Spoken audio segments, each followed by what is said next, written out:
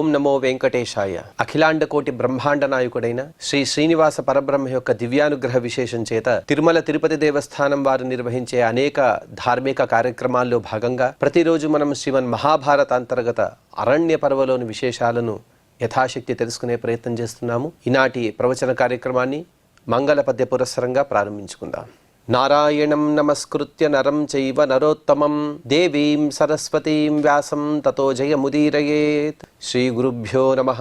హరి ఓం.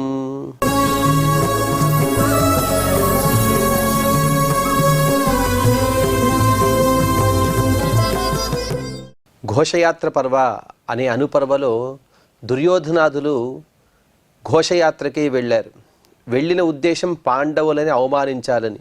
కానీ చివరికి గంధర్వులచే వీరందరూ కూడా బంధింపబడి ఆ పాండవులే శరణు అని కోరిన తర్వాత ఆ పాండవుల చేతనే వీరందరూ కూడా విడిపించబడ్డారు. ఈ విధంగా వారి బంధనానికి కారకులైన గంధర్వులని పరాజయించి పాండవులందరూ కూడా జయాన్ని పొందిన తర్వాత వీరు దుర్యోధనాదులందరూ కూడా ప్రాయోపవేశం కోసం సంకల్పం చేస్తున్నాడు. ఆ సందర్భంలో ఇతపూర్వం కర్ణుడు కొన్ని మాటలను చెప్పాడు. ఓ దుర్యోధన, పాండవులందరూ కూడా నీ దాసులు, నీ రాజ్యంలో నీ ఏలుబడిలో ఉండే వారందరూ కూడా నిన్ను విడిపించారంటే వారి కర్తవ్యాన్ని మాత్రమే చేశారు, కానీ వారి ద్వారా నీవేమీ ప్రత్యేకంగా ఉపకారాన్ని పొందలేదయ్యా. అందుకోసం నీవు బాధపడే అవసరం లేదు అని ఎంత చెప్పినా కూడా దుర్యోధనుడు వినక తను ప్రాయోపవేశానికే సంకల్పం చేశాడు. ఆ సందర్భంలో జరిగిన వృత్తాంతాన్ని 251వ అధ్యాయంలో వైశంపాయన మహర్షి గారు వివరిస్తూ, వైశంపాయనువాచ ప్రాయోపవిష్టం రాజానం దుర్యోధనమమర్షణం ఉవాచ సాంత్వయన్ రాజన్ శకుని సౌబలస్తదా. అటు తర్వాత దుర్యోధనుడు అసహనానికి గురవుతున్నాడు. ఎంత చెప్పినా కూడా వీరు వినటం లేదు. నాకైతే ప్రాయోపవేశానికే కూర్చోవాలుంది. అందుకోసం నేను ఆమరణ నిరాహార దీక్ష కోసమే నేను సంకల్పించాను అని తను సంకల్పం చేస్తూ ఉండగా అప్పుడు అతన్ని అనునయిస్తూ ఓదారుస్తూ సౌబలుని కుమారుడైన శకుని అక్కడికి వచ్చి ఈ విధంగా మాట్లాడుతున్నాడు. శకునిరువాచ సమ్యగుప్తం హి కర్ణేన తచ్శ్రుతం కౌరవత్వయా మయాహుతాం శ్రియం స్ఫీతాం తాం మోహాదపహాసి కిం. ఓ దుర్యోధన, కర్ణుడు ఇంతవరకు ఏవైతే మాటలు చెప్పాడో అవన్నీ కూడా సత్యములే. నీ ఏలుబడిలో ఉన్నవారు నీ సైనికులే నిన్ను కాపాడారు. ఇందులో ఆశ్చర్యమయ్యా ఉంది. ఆ మాటలన్నీ కూడా నీవు విన్నావు కదా. అలాగే నీకోసం నేనెంతో చేశాను. పాండవుల యొక్క సంపదలన్నీ కూడా అపహరించి మాయాజూదంలో నేను నీకోసం తెచ్చిచ్చాను. నేను అంత కష్టపడితే ఆ రాజ్యం నీవు మాత్రం మూర్ఖంగా ప్రవర్తిస్తున్నావు కదయ్యా. అంటే తను ఏవైతే మాయాజూదాన్ని చేశాడో దాన్ని స్పష్టంగా శకుని ఒప్పుకుంటూ ఉన్నాడు. అలాగే కాస్త పరుషంగా కూడా మాట్లాడుతూ ఉన్నాడు.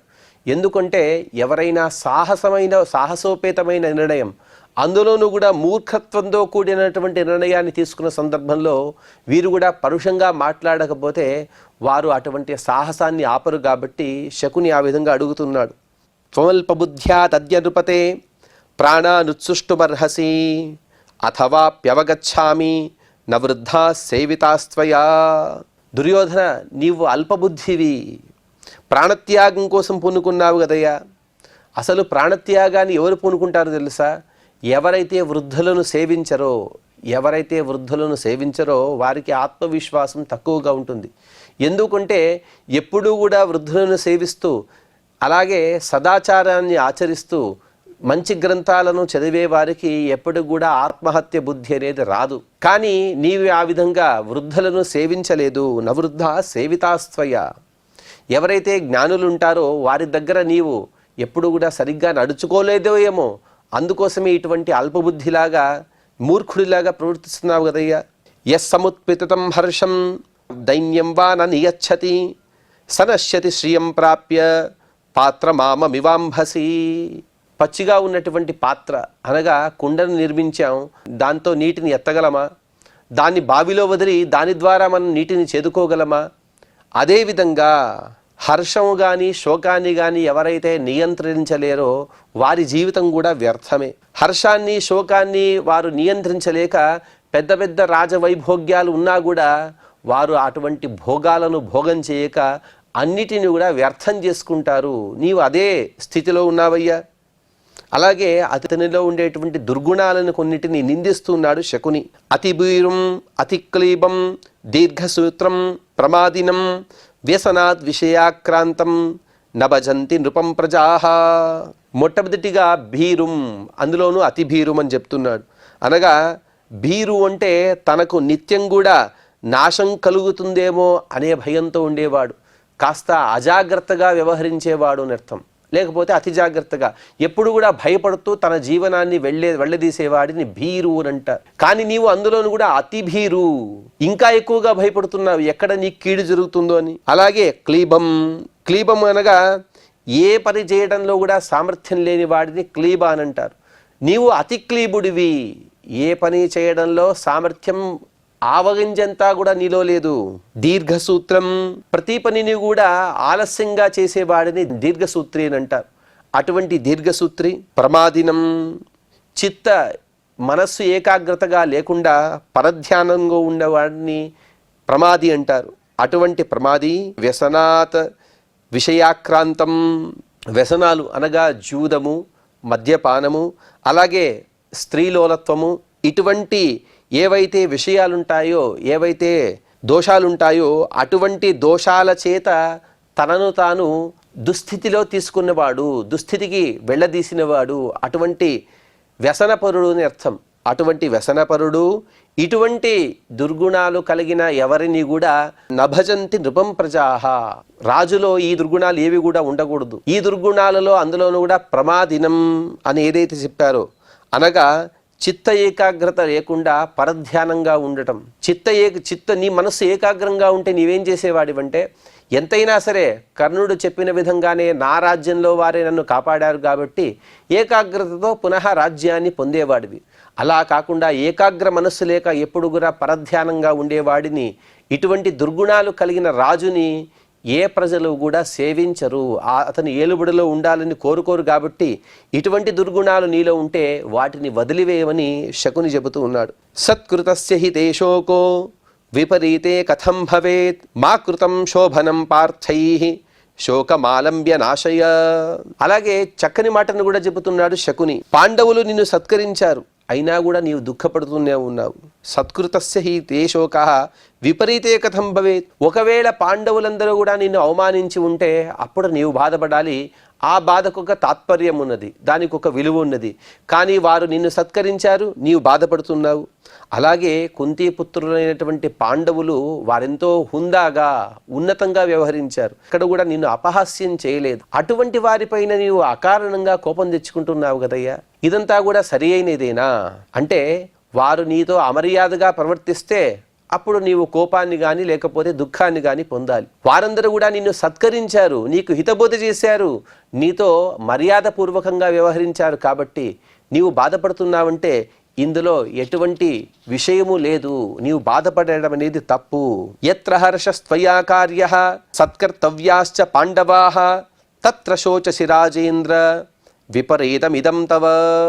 నీవు సంతోషించవలసిన విషయం ఏదైతే ఉందో, అలాగే పాండవుల్ని సత్కరించవలసిన విషయం ఏదైతే ఉందో దాన్ని వదిలివేస్తూ ఉన్నావు. పాండవాః సత్కర్తవ్యాః, వారిని సత్కరించాలి నువ్వు వాస్తవంగా. ఎందుకంటే ఎంత భటుడైనప్పటికీ కూడా భటుడు వీరోచితంగా పోరాడి రాజును రక్షించాడంటే అటువంటి భటుడిని సత్కరించడం అనేది రాజు యొక్క కర్తవ్యం. నీ భటుడైనా అనుకో, నీ స్నేహితులైనా అనుకో, లేకపోతే నీ అన్నదమ్ములైనా అనుకో, ఏదో విధంగా అనుకో నిన్ను కాపాడారు కాబట్టి వారిని సత్కరించడం అనేది నీ కర్తవ్యం. అది మానివేసి నీవు అనవసరంగా దుఃఖిస్తున్నావు కదయ్యా. నీ ప్రవర్తన అనేది లోకనీతికి విపరీతంగా విరుద్ధంగా కనబడుతుంది. ఇటువంటి ప్రవర్తనను వదిలివేయి. ప్రసీద మాత్యజాత్మానం తుష్టశ్చ సుకృతం స్మర ప్రయచ్చరాజ్యం పార్థానాం యశోధర్మ భవాప్నుహి. వాస్తవంగా ఇవన్నీ కూడా శకుని ఎలా చెప్పాడో అనేది విషయాన్ని మనం తర్వాత తెలుసుకుందాం. ఎందుకంటే అతను చాలా విచిత్రమైనటువంటి మాటలు చెబుతున్నాడు. ప్రసీద, నేను చెప్పేటువంటి మాటలను ప్రసన్నంగా విను, నాపై అనుగ్రహించు. మాత్యజ ఆత్మానం, నిన్ను నీవు కోల్పోవద్దు. అనగా ఏ తీరు ద్వారా అయితే నీవు అవనతిని పొందుతావో అటువంటి తీరును వదిలివేయి. తుష్టశ్చ సుకృతం స్మర, అలాగే సంతోషంగా ఉండు. ఎవరెంత ఇచ్చినా కూడా దాన్ని సంతోషంగా స్వీకరించు. ఎవరు నీకైతే మంచిని చేశారో వాటిని స్మరించు. అన్నీ కూడా మంచినే బోధిస్తున్నాడు శకుని ఇక్కడ. అలాగే నీవు పాండవుల ద్వారా ఏ రాజ్యాన్ని అయితే వారి రాజ్యాన్ని అపహరించావో తీసుకున్నావో, ప్రయచ్ఛ రాజ్యం పార్థానాం, పార్థులు పృథాదేవి కుమారులైనటువంటి పాండవుల యొక్క రాజ్యాన్ని నీవేదైతే హరించావో వారి రాజ్యాన్ని వారికి ఇచ్చేసేయి. అలాగే తద్వారా యశో ధర్మవాప్నుహి, తద్వారా ధర్మాన్ని పొందినట్టే అలాగే గొప్ప కీర్తిని కూడా పొందుతావు కదయ్యా. ప్రపంచం మొత్తం కూడా నిన్ను సత్కరిస్తుంది. చూడయ్యా, ధృతరాష్ట్ర కుమారుడైన దుర్యోధనుడు ఎన్నో వ్యసనపరుడైనప్పటికీ కూడా, ఎన్నో దుర్గుణాలు ఉన్నప్పటికీ కూడా ఈ విధంగా ఒక సందర్భంలో తన తప్పును తెలుసుకుని తన అన్నగారైనటువంటి ధర్మరాజుకి మొత్తం రాజ్యాన్ని అప్పగించాడంటే ప్రపంచమంతా కూడా నిన్ను కీర్తిస్తుంది కదా. అటువంటి కీర్తిని పొందవయ్యా. క్రియామేతాం సమాజ్ఞాయ కృతజ్ఞస్త్వం భవిష్యసి, సౌభ్రాత్రం పాండవై కృత్వా సమవస్థాప్య చైవతాన్ పిత్రం రాజ్యం ప్రయచ్చైషాం తతః సుఖమవాప్స్యసి. చక్కటి ప్రస్తావన. వాస్తవంగా ఈ మాటలను యథాతథంగా విని ఉంటే, కౌరవులు పాండవులు పరస్పరంగా కలిసిపోయి ఉంటే ఇక మనం మహాభారతం అనేది జరిగి ఉండేది కాదేమో. కానీ ఇతని మాటలు వినలేదు కాబట్టే తదుపరి కథ అంతా కూడా జరుగుతూ ఉన్నది. శకుని చెబుతున్నాడు, నేనేదైతే ప్రస్తావన తెచ్చానో పాండవులకు వారి రాజ్యాన్ని వారికి ఇవ్వడం అనే ప్రస్తావన, ఈ ప్రస్తావనని అంగీకరించు. అలాగే నేను చెప్పిన దాన్ని తూచా తప్పకుండా దాన్ని అమలు చెయ్యి. తద్వారా లోకంలో నిన్ను అందరూ కూడా కృతజ్ఞుడిగా నిన్ను కీర్తిస్తారు. పాండవులతో సుహృద్భావంతో ఉండు. అలాగే పైతృకంగా నీ తండ్రి ద్వారా అలాగే పాండురాజు ద్వారా వచ్చినటువంటి రాజ్యాన్ని మీరిద్దరు కూడా పరస్పరంగా ఒక అవగాహనతో మీరిద్దరు పరిపాలించుకోండి. దానివల్ల నీవు సుఖాన్ని పొందుతావు, పాండవులు కూడా సుఖంగా ఉంటారు కదా అని శకుని తను హితబోధ చేశాడు. తర్వాత జరిగిన వృత్తాంతాన్ని వైశంపాయన మహర్షి గారు వివరిస్తూ, వైశంపాయనువాచ శకునేస్తు వచశ్రుత్వా దుశ్శాసనమవేక్ష పాదయో పతితం వీరం వికృతం భ్రాతృ సౌహృదం. ఈ విధంగా శకుని చెప్పినటువంటి మాటలన్నీ కూడా సావధానంగా విన్నాడు దుర్యోధనుడు. అప్పటికి కూడా ఎంతో కాలమైంది దుశ్శాసనుడు ఈ దుర్యోధను యొక్క కాళ్లను గట్టిగా పట్టుకున్నాడు. ఇప్పుడు తన కాళ్ల మీద పడ్డటువంటి ఆ దుశ్శాసురుడిని చూశాడు దుర్యోధనుడు. బాహుభ్యాం సాధు జాతాభ్యాం దుశ్శాసనమరిందమం ఉత్థాప్య సంపరిష్వజ్య ప్రీత్యా జిఘ్రత మూర్ధని. అతన్ని అలా పైకి లేపాడు. పైకి లేపి అతన్ని ఆలింగనం చేసుకున్నాడు దుర్యోధనుడు. ఆలింగనం చేసుకుని అతని ద్వారా ప్రీతిపూర్వకంగా మాట్లాడుతూ అతని మూర్ధాభిమర్శనం అనగా చిన్నవారి యొక్క బ్రహ్మనంద్ర స్థానం ఏదైతే ఉంటుందో ఈ భాగంలో పెద్దవారు మూర్ధాభిమర్శనం చేయాలి. అటువంటి మూర్ధాభిమర్శనాన్ని దుర్యోధనుడు చేశాడు. కర్ణ సౌబలయోశ్చాపి సంశ్రుత్య వచనాన్యసౌ నిర్వేదం పరమం గత్వా రాజా దుర్యోధనస్తదా విరీడయాభిపరీతాత్మ నైరాశ్యమగమత్పరం. కర్ణుడు అలాగే శకుని వీరిద్దరు కూడా ఎన్నో హితబోధలు చేశారు. ఈ హితబోధలన్నీ కూడా తీవ్రమైనటువంటి నిర్వేదానికి గురవుతున్నాడు. ఈ హితబోధలు విన్నటువంటి దుర్యోధనుడు ఇంకా తీవ్రమైనటువంటి నిర్వేదానికి గురవుతున్నాడు. ఆ విధంగా అనగా వారి మాటలను చక్కగా అర్థం చేసుకొని పరిస్థితిలో దుర్యోధనుడు ఉన్నాడు. ఎప్పటికీ కూడా తనకన్నా చిన్నవారు తన్ను రక్షించారు. అలాగే తను ఎవరినైతే అవమానించాలని వెళ్ళాడో వారి చేతనే తను అవమానపడ్డాడనే భావనలో ఉన్నాడు. కాబట్టి వీరందరూ కూడా చెప్పిన విషయాన్ని అవగాహన సరిగ్గా అర్థం చేసుకోలేక ఘోరమైనటువంటి నైరాశ్యానికి గురైపోయాడు. తచ్ఛృత్వా సుహృదశ్చైవ సమన్యురిదమబ్రవీత్ ధర్మధన సౌఖ్యేన నైశ్వర్యేన నచాజ్ఞయా నైవ భోగైశ్చ మే కార్యం మా విహన్యత గచ్చత. కాస్త విసుగ్గా మాట్లాడుతున్నాడు దుర్యోధనుడు. తను చెబుతున్నాడు తన సుహృదులు తన మేనమామ వారందరూ కూడా చెప్పినటువంటి మాటలు విన్న ఆ దుర్యోధనుడు, నాకు ధర్మం వద్దయ్యా, అలాగే నాకు సుఖం కూడా వద్దు, నాకు ధనం కూడా వద్దు, నాకు ఎటువంటి ఐశ్వర్యం యొక్క అపేక్ష లేదు, అలాగే నాకు భోగాలు కూడా వద్దు, నా సమయాన్ని వ్యర్థం ఎవరు కూడా చేయవద్దు, ఇది నా ఆజ్ఞ. కాబట్టి మీరందరూ కూడా ఇక్కడి నుండి వెళ్ళిపోండి. నిశ్చితేయం మమమతి స్థితా ప్రాయోపవేశనే. మీరెంత చెప్పినప్పటికీ కూడా నేను ప్రాయోపవేశాన్ని చేయడం కోసం నిశ్చయంగా ఉన్నాను. గచ్చద్వం నగరం సర్వే పూజ్యాశ్చ గురవో మమ. అందుకోసం మీరందరూ కూడా వెంటనే ఇక్కడి నుండి వెళ్ళిపోండి, నన్ను ఏకాంతంగా వదిలేయండి. అలాగే నా తల్లిదండ్రులు వీరే మొదలైనటువంటి పెద్దలు ఎవరైతే హస్తినాపురంలో ఉన్నారో వారినందరినీ కూడా చక్కగా చూసుకోండి. ఇదంతా కూడా బాధ్యత నీదే దుశ్శాసన అని దుశ్శాసనుడు చెబుతున్నాడు. తయేవ ముక్త ప్రత్యూచు రాజాన మరిమర్దనం యా గతిస్తవ రాజేంద్ర సాస్మాకమపి భారత కథం వా సంప్రవేక్ష్యామః త్వద్విహీనా పురం వయం. ఈ మాటలు విన్నటువంటి దుర్యోధనుని 99 మంది తమ్ముళ్ళు వారందరూ కూడా ఏకకంఠంతో చెబుతున్నారు, అన్నయ్య నీకేదైతే అవమానమో ఆ అవమానం మాది కూడా. నీవే విధంగా ఆలోచిస్తావో మేము కూడా అదే విధంగా ఆలోచిస్తాం. నీవేమనుకుంటున్నావు, మనకన్నా చిన్నవారైనటువంటి పాండవులు మనల్ని రక్షించారు, ఇదంతా కూడా అవమానకరంగా నీవు భావిస్తున్నావు. మా భావన కూడా అదే. ఆ భావనతో నీవు హస్తినాపురాన్ని ప్రవేశించలేవంటే మాకు కూడా హస్తినాపురం ప్రవేశం యొక్క మాకు కూడా అవసరం లేదు. కాబట్టి మేము కూడా మీతోనే ఉంటాం, మేము కూడా మీతోనే ఇక్కడ ప్రాయోపవేశాన్ని కూర్చుంటాం. వైశంపాయనువాచ ససుహృద్భిరమాత్యైశ్చ భ్రాతృభిస్వజనేన చ బహుప్రకారమప్యుక్తః నిశ్చయాన్న విచాల్యతే. కర్ణుడు శకుని కాస్త తీవ్రంగా మాట్లాడారు. దుర్యోధను కన్నా చిన్నవారైనటువంటి దుశ్శాసన ప్రభుతులు వారందరూ కూడా ప్రార్థన చేశారు. ఈ విధంగా గట్టిగా మాట్లాడినా మెత్తగా మాట్లాడినా ఎలా మాట్లాడినా కూడా దుర్యోధనుడు తన ప్రాయోపవేశ సంకల్పాన్ని తిరిగి తీసుకోవటం లేదు. ప్రాయోపవేశం కోసమే తను నిశ్చితమైపోయాడు. ఆ సందర్భంలో దర్భాస్తరణమాస్తీర్య నిశ్చయా ధృతరాష్ట్రజః సంస్పృశ్యాపశుచిర్భూత్వా భూతలే సముపస్థితః. ఇక ప్రాయోపవేశం నిశ్చయమని అనుకున్నాడు దుర్యోధనుడు. అందుకోసం దర్భాసనాలను తను ఏర్పాటు చేసుకుని ఆ దర్భాసనాన్ని కింద పరిచి తను వాటిపైన కూర్చున్నాడు. కూర్చుని తను సంస్పృశ్య అనగా ఆచమనాదులు చేసి శుద్ధంగా ఉంటూ తను భూమిపైన కూర్చుని కుశచీరాంబరధరః పరమం నియమమాస్థితః వాగ్యతో రాజశార్దూలః సస్వర్గగతి కామ్యయా మనసోపచితిం కృత్వా నిరస్య చ బహిక్రియాః. తను నారబట్టలు కట్టుకున్నాడు. తన ఒంటిపైన ఉండేటువంటి ఆభరణాలు ఏవైతే ఉన్నాడో వాటిని అన్నింటినీ కూడా తీసివేసి నియమబద్ధంగా ప్రాయోపవేశానికి ఏవైతే నియమాలు ఉంటాయో ఆ నియమాలను అనుసరిస్తూ వాగ్యతః, మొట్టమొదటిగా వాంగ్ నియమం అనగా ఎటువంటి మాటలను మాట్లాడకూడదు, వ్యావహారిక మాటలన్నీ కూడా వదిలివేశాడు. స్వర్గాన్ని వెళ్ళేయాలనే ఇచ్ఛతో తను మనసోపచితిం కృత్వా తన మనస్సుని నిగ్రహించాడు. అది కూడా నిరస్య చ బహిక్రియాః, బహిక్రియలు అనగా బయట జరిగేటువంటి ఏవైతే క్రియలు ఉంటాయో వాటిని నిరసించాడు అనగా వాటిని వదిలివేశాడు.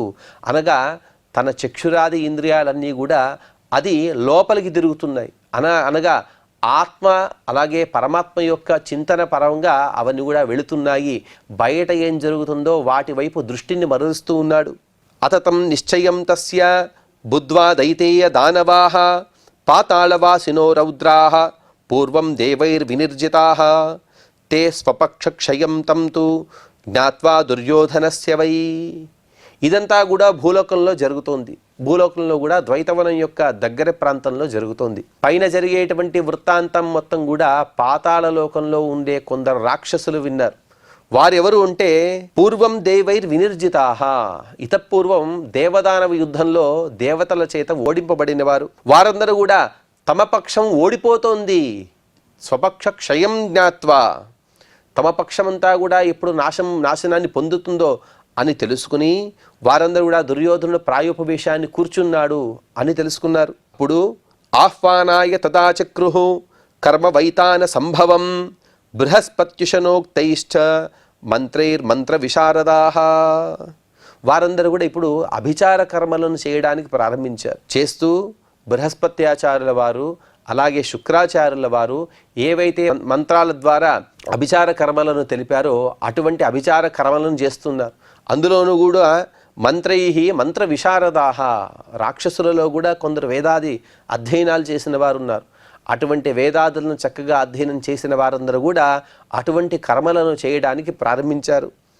ఆ మంత్రాలు ఎక్కడివి అంటే అథర్వవేద ప్రోక్తైశ్చ యాశ్చోపనిషది క్రియాః మంత్రజప్య సమాయుక్తాః తాస్తదా సమవర్తయన్. అథర్వవేదంలోని కొన్ని భాగాల్లో ఏవైతే క్రియలు చెప్పారో, అనగా అభిచార కర్మలను చెప్పారో, అలాగే కొన్ని ఉపనిషత్తులో చెప్పిన ఏవైతే మంత్రాలు ఉన్నాయో వాటిని అన్నిటిని కూడా చేస్తూ ఏ మంత్రాలనైతే జపం చేయాలో, ఏ మంత్రాలతోనైతే హోమం చేయాలో అటువంటి మంత్రాలతో జపాలు, హోమాలు ఇత్యాది కర్మలన్నీ కూడా వారు చక్కగా శాస్త్రబద్ధంగా చేస్తూ ఉన్నారు. జుహ్వత్యజ్ఞో హవిక్షీరం మంత్రవత్సు సమాహితాః బ్రాహ్మణా వేద వేదాంగ పారగా సుదృఢవ్రతాః. వారందరూ కూడా కొందరు బ్రాహ్మణులు వలన తీసుకున్నారు.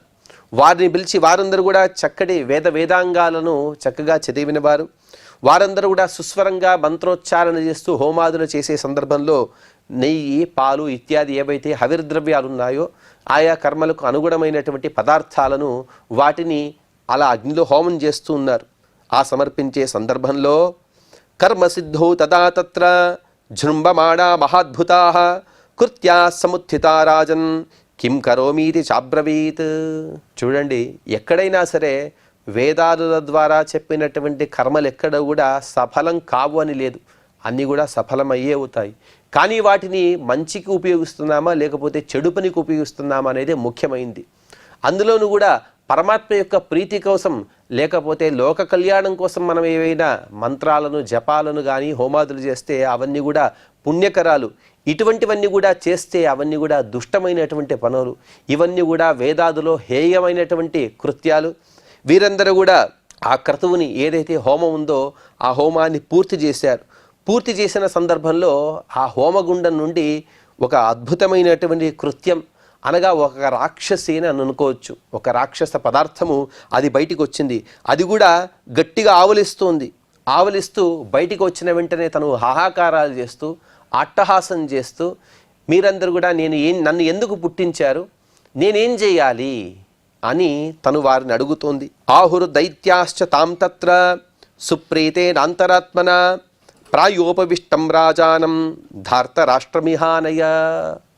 వారందరూ కూడా చెప్పారు, నాయనా నిన్ను పుట్టించిన కారణం ఏమిటి అంటే భూలోకంలో ధృతరాష్ట్రుని కుమారుడైన దుర్యోధనుడు అతను ఈ విధంగా ప్రాయోపవేశాన్ని కూర్చున్నాడు.